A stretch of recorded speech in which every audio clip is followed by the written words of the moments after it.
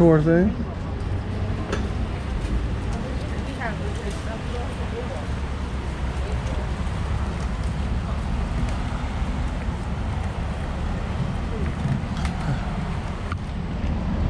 I think we have this. Yeah, you do.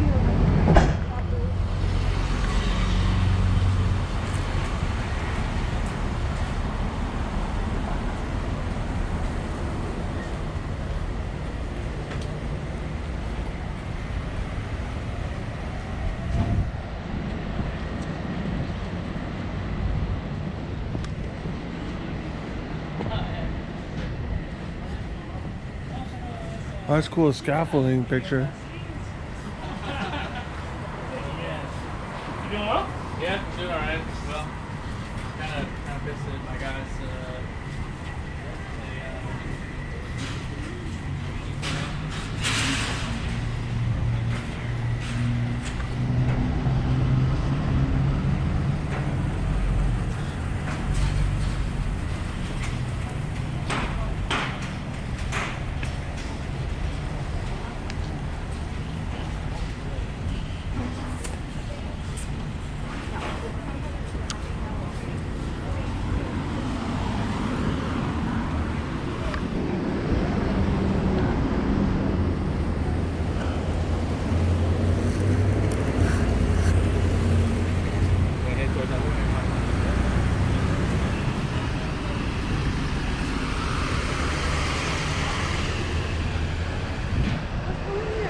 That's what I'm saying.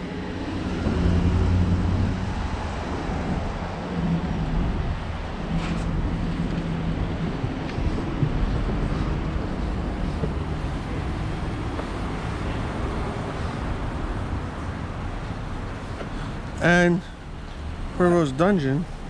Oh, that's the first sound of it. How's it going?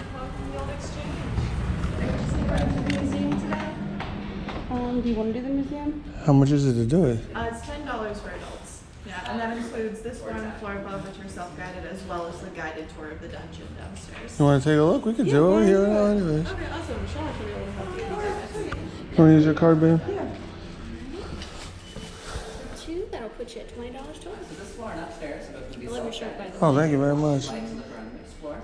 That's just an dungeon for the guys. I know we didn't have it back in the day, but you know, now I play Red Dead Redemption. Have you ever heard of it? It's almost similar. Almost, right. You get started right here. And just make sure you're all the way downstairs at 3. Stairs and elevator in the far right corner. So it's 2:44 now, so the next tour is going to be at 3 o'clock. All right. That's all the way downstairs in the cellar. So you have about 15 minutes to roam around And this then we just go down there. Then you just go down there. All right, cool. Your tour guide will meet you down. All right, there you Did you need a receipt or anything? go. No, we should be You good. guys are all set. Yeah, cool. So we'll just stay up here and then. We can take a look at things. It's pretty cool, huh? Have most of that stuff. The tea plantation. I'll walk around. Yeah, we're doing a good job. I'll do that later. I'll just go take a look. Might as well. 3 words, like total, everything else you do is like in front of the couple so that just give them 3 words that are very long. Just remember 3 o'clock, gotta be downstairs.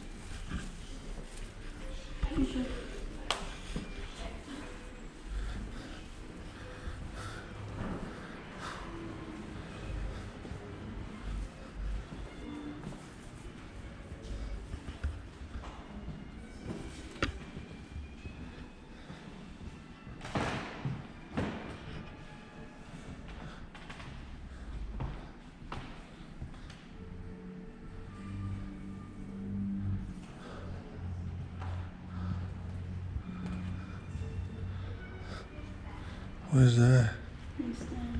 Oh, wow. Inside to the That's all good. They like old. It shows you how many the population is.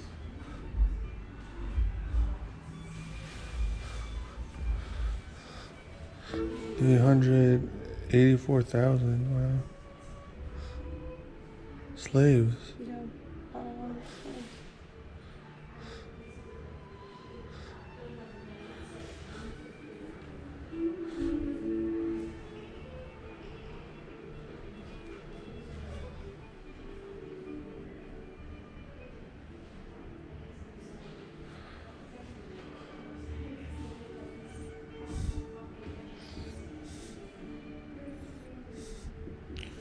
Well, the 50 plus population was not a lot.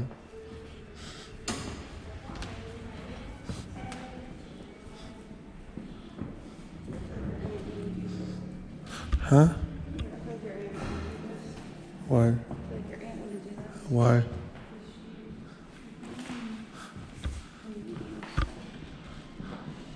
Oh, my aunt wouldn't even do it. Yeah. I like to learn about stuff.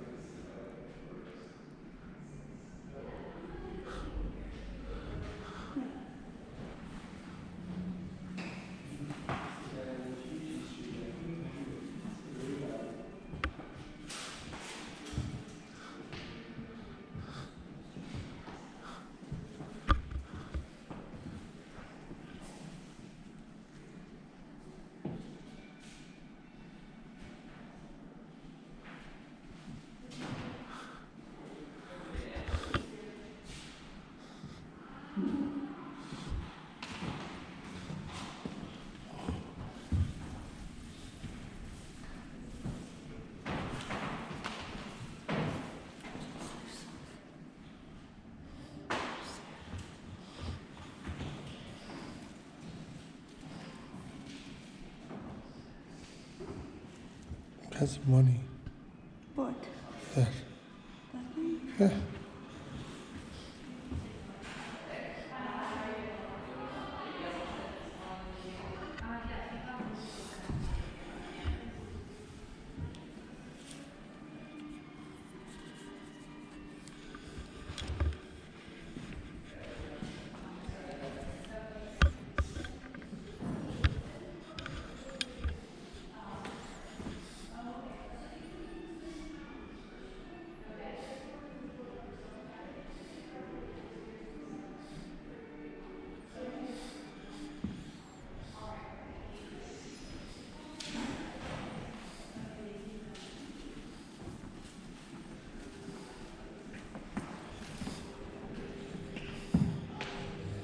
Jeez, I feel for those people that wore a regiment jacket, boiling in this heat.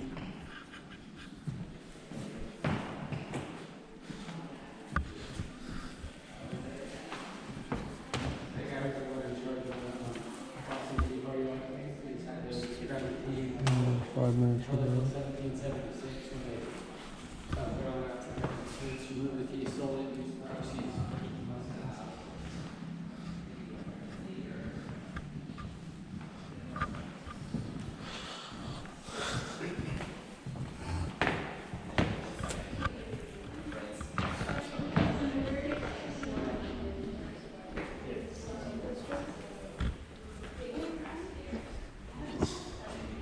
That's cool.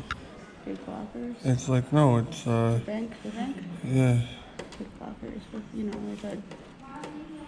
I think it's like a, open it up. It's like a special little box. See how the little till is still in there?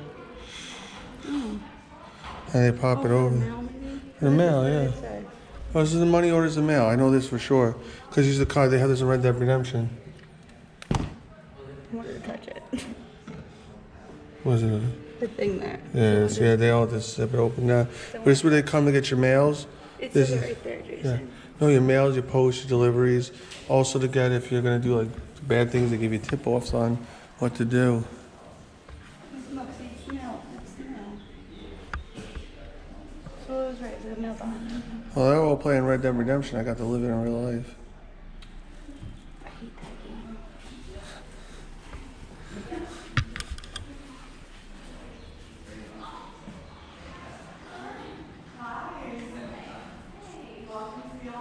How do we go down anyways? How do we go down?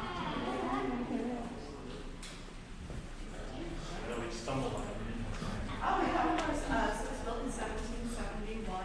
This floor was where you would have done all your training, would have been the empty arcade. Upstairs is Stairs elevator right here. workbench office. Dungeon. There's also a bar and a I know. institution and everything.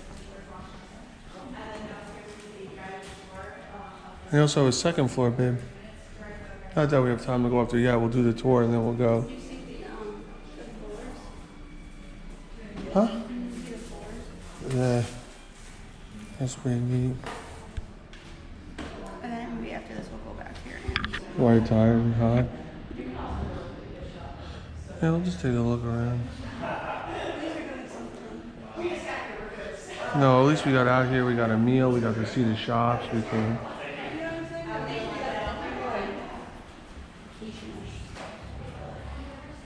I would have done this for vacation or not. Well, I like doing stuff like that. I love learning about stuff. I'm very history buff person.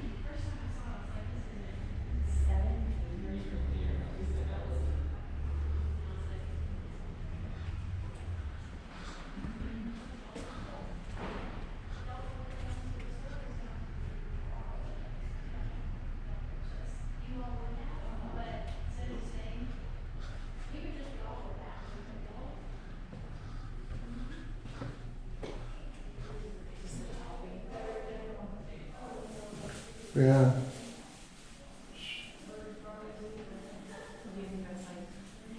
Yeah.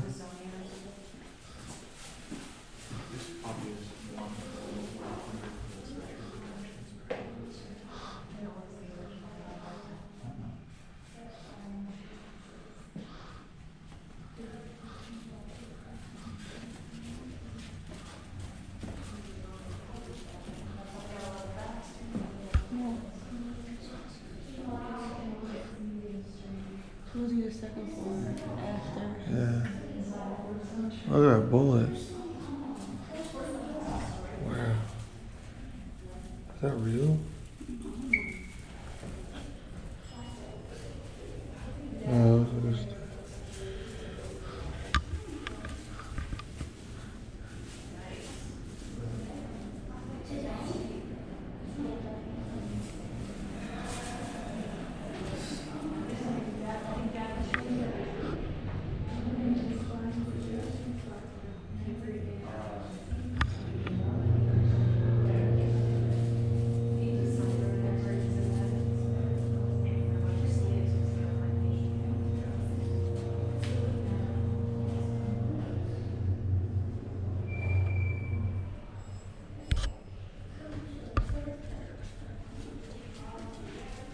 what? What is that? The state of South Carolina. Oh, Alan Fox. Okay.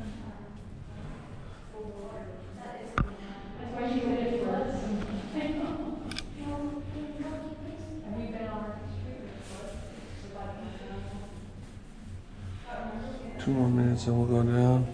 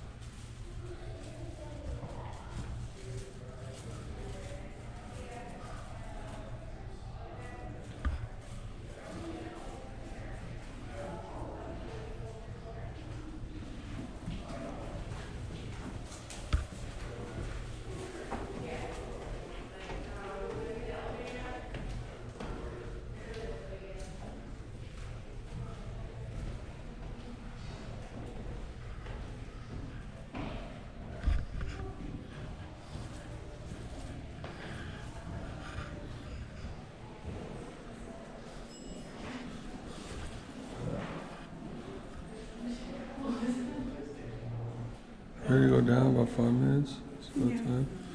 Let's go down.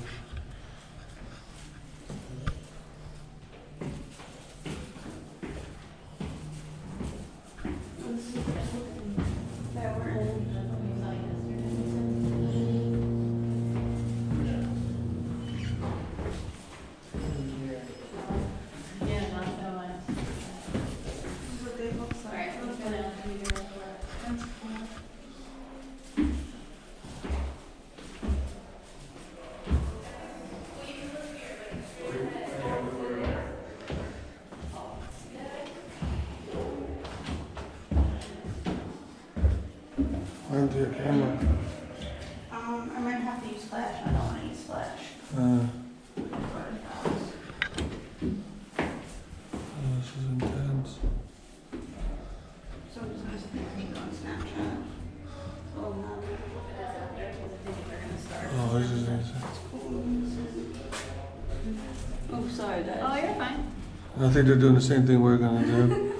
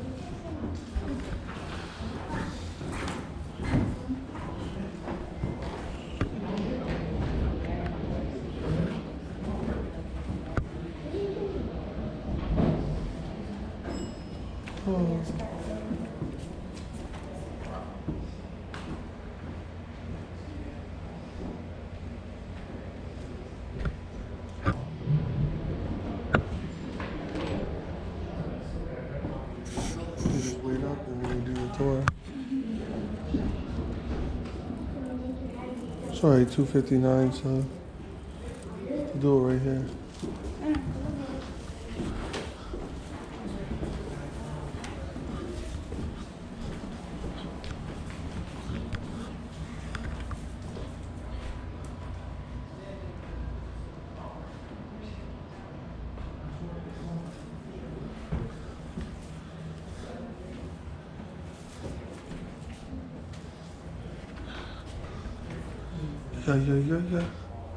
Yeah. What?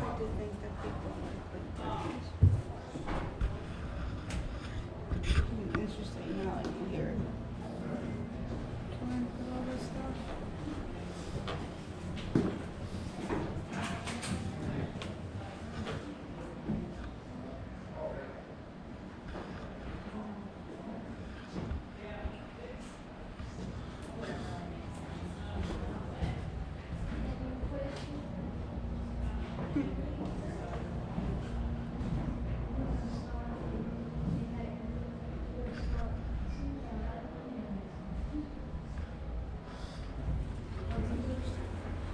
Here we go, babe.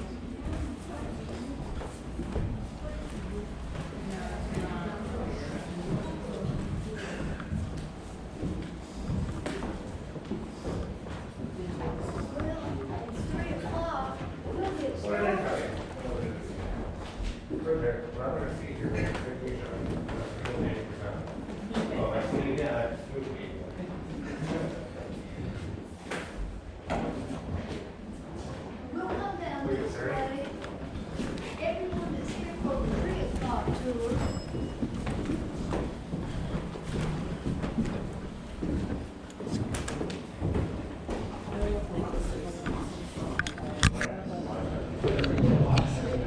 Well, made for the Exchange Building. It's a model of what Charlestown, as it was originally called, named for King Charles II. Because he gave these 8 men who would become known as Lord Proprietors the land grant. Now, It was the only walled city in North America that was under British rule. But first, I'd like to welcome everyone to the Exchange Building. It's a pleasure to have you here. Thank you for everything. We're real laid back here. If you have a question, my name is Eleanor, and please stop me if you have any questions or you just feel like saying something. If you have a camera, please feel free to take all the photographs you like. Well, the first colonists came in 1670 and landed at a place about 5 miles from here called Albemarle Point. It took the colonists about 3 years to realize that it would be more feasible to move closer to the peninsula. So that's what they did. By 1680, they had walled in a city. Now, we are on the seawall side of the city. The other 3 sides were built like a fort, and there was a moat that was made around the 3 sides. It was not very big.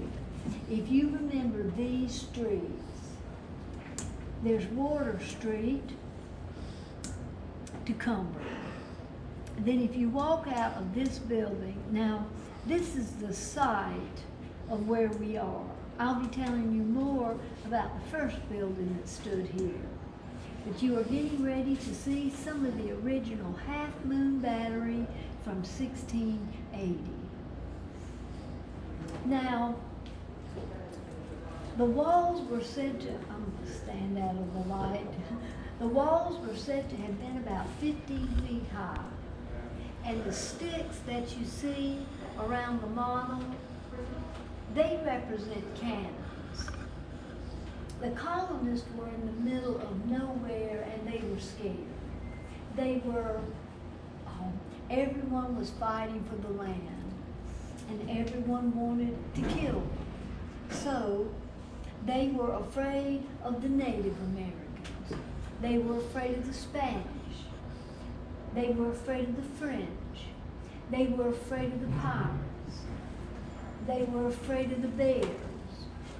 I'm just joking.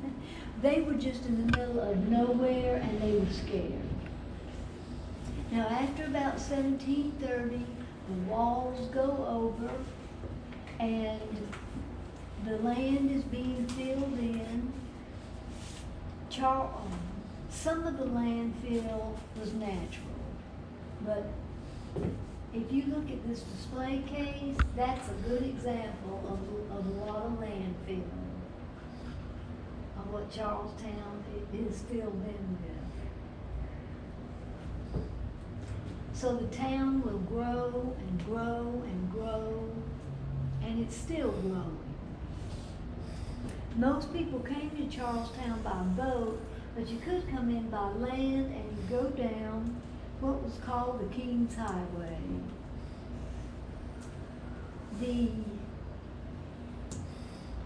Today it's King Street with all the little shops on it. If you go to the city market, this is what it sits on, a creek. It was called Daniel's Creek.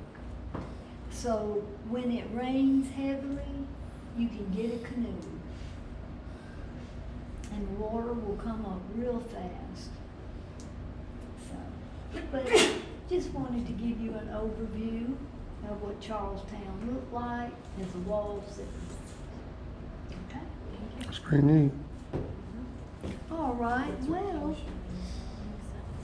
we will go into another part of the storage area.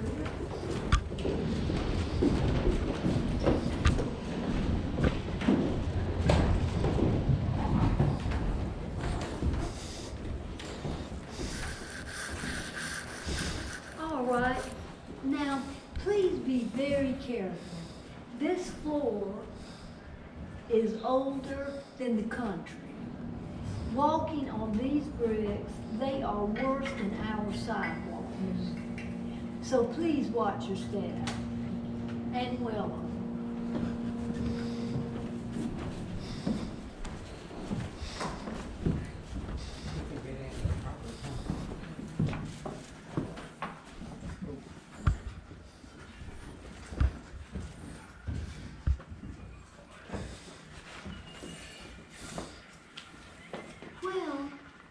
As you look over the railings, this is the original seawall to Charlestown.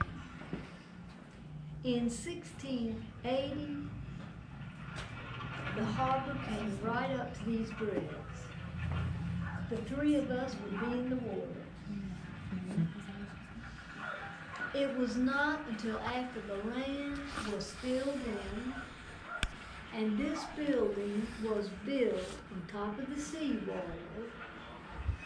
and the landfill in 1965, after some of the flooring caved in, that prompted an excavation to be done. And that's when it was discovered that the seawall, called the Half Moon Battery, was still standing. At the same time, these stairs were cut off. These stairs once led to Charleston's first post office.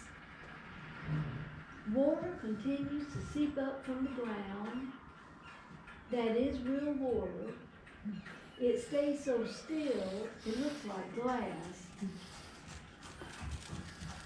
It has to be pumped out about twice a week. You never see it move unless someone makes a wish. Now the rats, they are all reenactors. They should not be moving.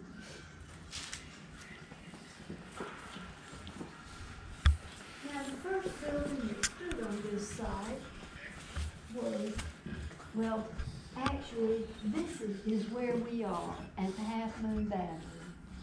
The only thing wrong with this display, it's going in the wrong direction. It should be going this way because the Half Moon Battery is that way.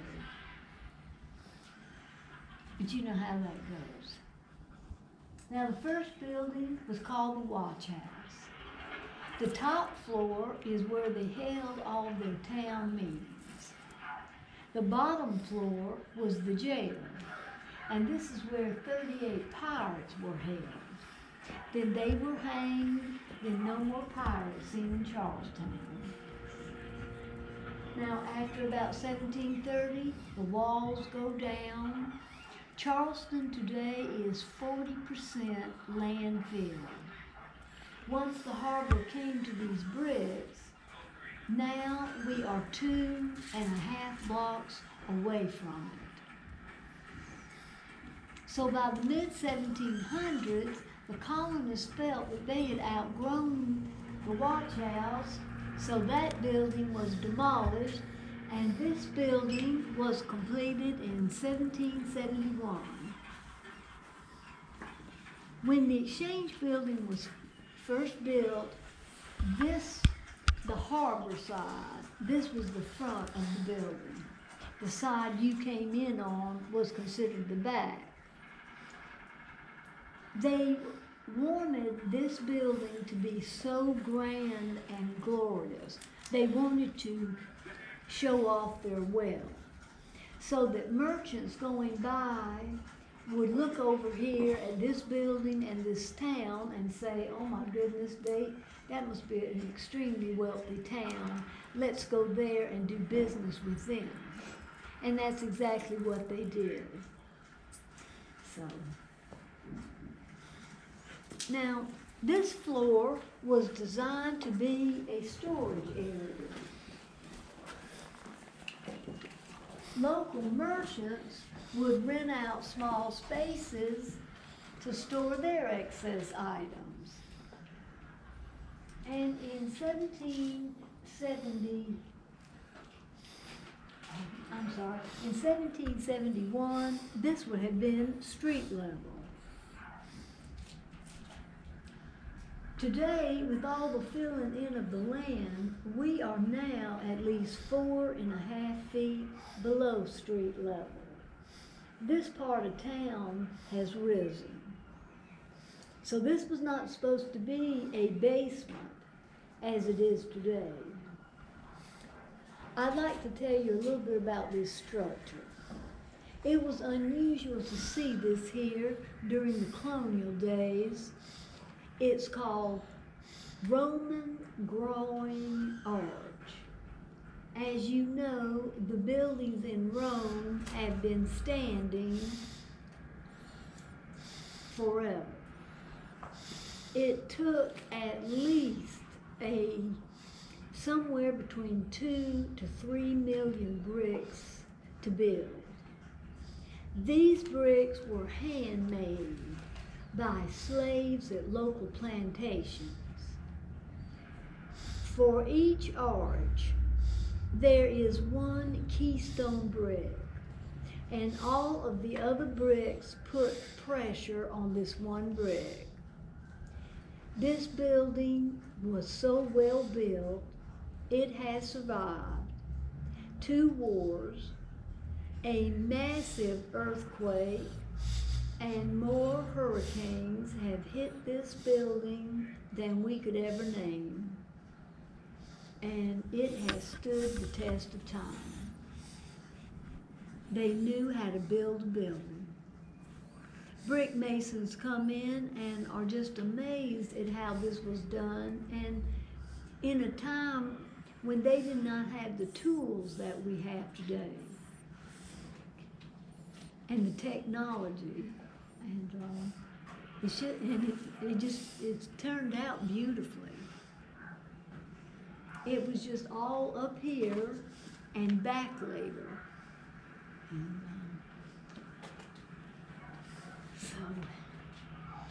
now, this scenario would have taken place in the watch house, the first building. This mannequin represents the pirate Stede Bonnet. Stede Bonnet was known as the gentleman pirate because he came from an extremely wealthy family in Barbados. By the age of 29, he was worth close to $4 million. And you can imagine back then in 1718 what that would be today. He was married, had a family. No one really knows why he gave all of this up to become a pirate. And he was not a very good pirate because he did not know how to sail a ship. He had a very short career. In 1718, after he had gotten together with the most notorious pirate, Blackbeard, they came into Charlestown Harbor and held it hostage. They wanted medicine. They got their medicine. Blackbeard got completely away, but Colonel William Rhett refused to give up on Stede Bonnet and tracked him into North Carolina. Caught him off the coast of Cape Fear, then brought him back here into the watch house. So here he is, not looking too happy because he's getting ready to be hanged. And that was, I guess he wishes he had stayed home now and taken up another hobby, like polo. Yeah. Something. Just teasing. Now, this mannequin, he represents the pirate Stede Bonnet. I'm sorry, I'm going. He represents the deputy collector, and he would have been in charge of the shipping and the receiving of the items that came in and out of Charlestown, as Charlestown became one of the 4 largest seaports. And they did a large amount of importing and exporting of items such as rice, indigo, sea island cotton, sugar, fabrics, shoes, tobacco, rum, cookingware, furniture, silver, all kinds of items the colonists felt they needed to have. Now, Charlestown also did a large amount of the importing and the purchasing and selling of slaves. Slaves were sold all throughout the city, on street corners, in public view, and they were sold all around this building until 1856. To the north of this building, there's a plaque that talks about this. Some of the largest slave auctions that took place when this was Charlestown, and then when it became Charleston, took place right outside of this building until 1856. Advertisements have been found during that time period that say, in case of bad weather, they will be sold in the exchange building. So we know there were times when slaves were sold upstairs on the floor that you came in on. Then in 1856, to quieten it down, they started sending them in a residential area. And there is one that still stands today on Chalmers Street. It's called the Slave Mart Museum. And it's a 5-minute walk away from here, and it's open today if you're interested in going through it. It will close at 5, but then it will open back up again tomorrow at 9.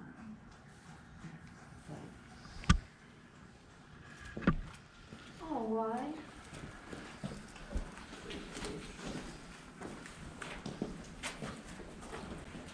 Well, this gives you a good view.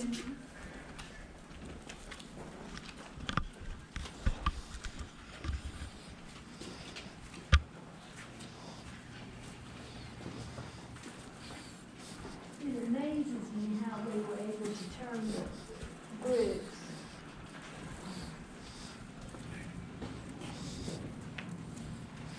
Now, please feel free to have a seat.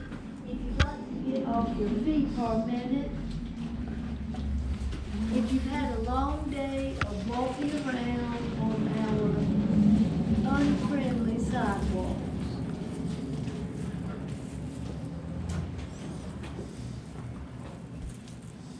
I'm sure you've heard about the Boston Tea Party.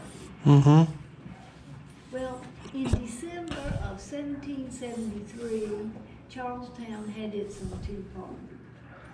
British officials brought into Charlestown Harbor approximately 256 tons of tea. The colonists told them, take it back to England. We are not paying the taxes that have been placed on it. Well, the colonists, the officials said, no, it's not going back to England. Instead, they brought it here and guarded it. And he's supposed to be guarded. He's taking a little snooze. The tea stayed here guarded for 2.5 years.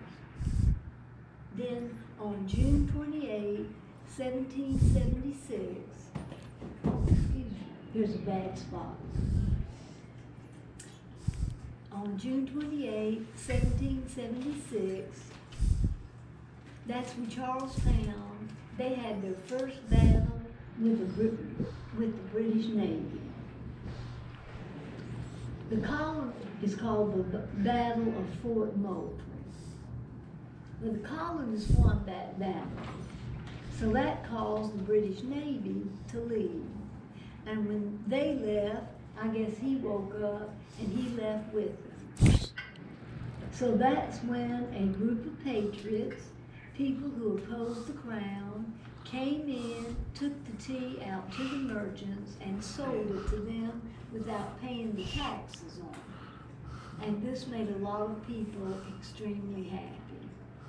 I'm not sure how good the tea was, but they were glad to get it. Then in May of 1780, after Charlestown had been bombarded for 42 days and nights, the colonists made the decision to surrender the town. There was still about 14,000 pounds of gunpowder left in the powder magazine that still stands today on Cumberland Street. General Moultrie was afraid that the British Army would hit the gunpowder magazine and it would explode and tear up the city as well as hurt a lot of people.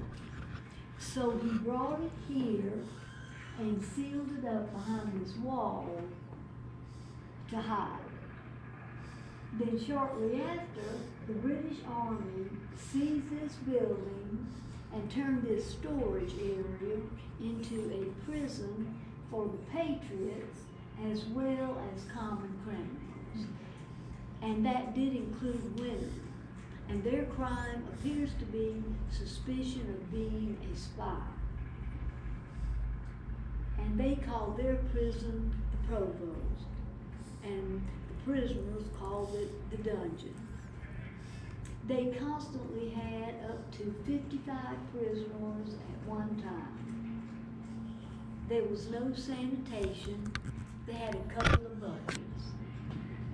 They slept on these bricks with a little hay down, and the windows were always bolted shut so that people walking by would not be able to make any type of contact with them. And as you can imagine, a lot of diseases ran through here, and at least 50 people died here.